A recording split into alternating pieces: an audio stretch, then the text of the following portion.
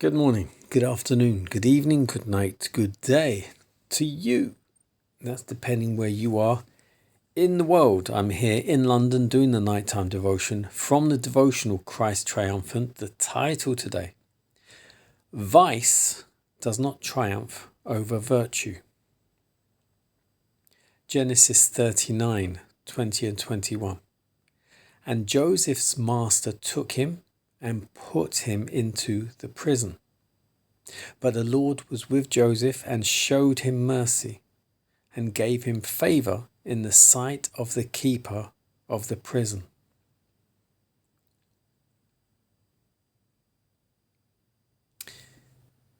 Wherever you may be placed, you must be fortified by firm principle. Enter life determined by the help of God to cleave close to whatsoever things are honest, true, lovely, and of good report. The fear of God, united with the love of that which is noble, pure, and elevating, will guard you from a dishonest action. How pleasant, how satisfactory will be the recollection all through life that though exposed to many and fierce temptations, your hands were unstained by dishonesty and your heart undefiled by cherishing temptation. What a lesson for all youth we have in the history of Joseph. Here moral integrity was preserved under the strongest temptations. How fierce and seductive was the assault upon his virtue. Coming from such a source and in such a form, it was the most likely to corrupt a youthful mind.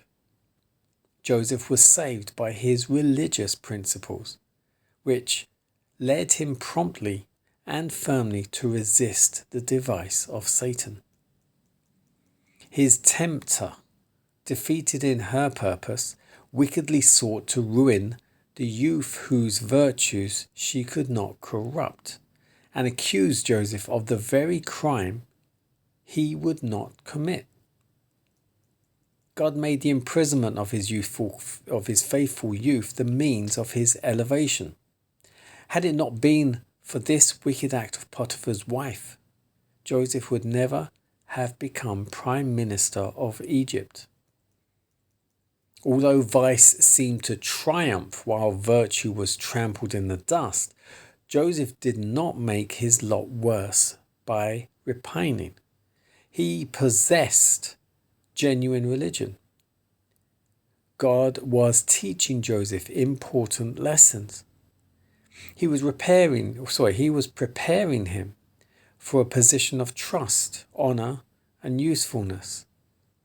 Joseph learned to govern by first learning to obey. He humbled himself, and God exalted him. The religion of the Bible never degrades the receiver. On the contrary, it elevates and ennobles all who accept and obey its teachings. The fear of God is a strong defense for the youth. With this shield, they may pass through the most corrupting scenes uncontaminated. Now, her son Edson did not get above the simplicity of a humble Christian life.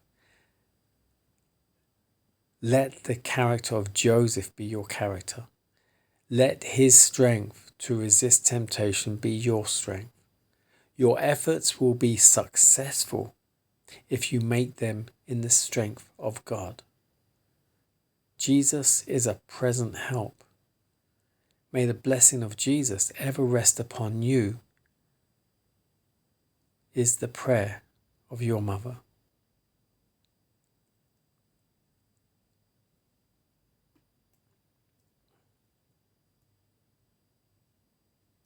So this last bit is to her son Edson.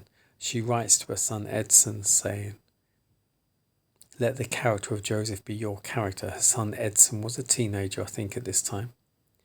And let his strength to resist temptation be your strength. Your efforts will be successful if you make them in the strength of God. Jesus is a present help. And then she says, may the blessings of Jesus ever rest upon you, is a prayer of your mother, the mother being her to her son. It's very sweet. So vice does not triumph over virtue.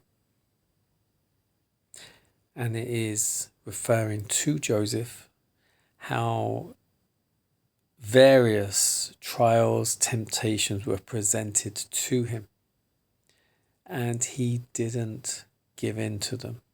He remained faithful to God, to the biblical principles, to the commandments, and to how he was taught as a child by his father and his mother.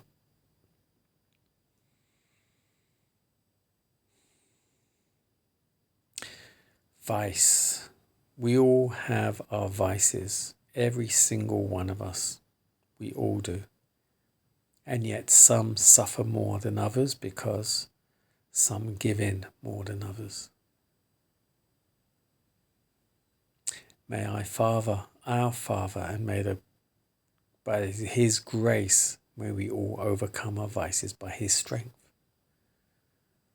to live a better life full of his grace, his mercy and his love. Amen.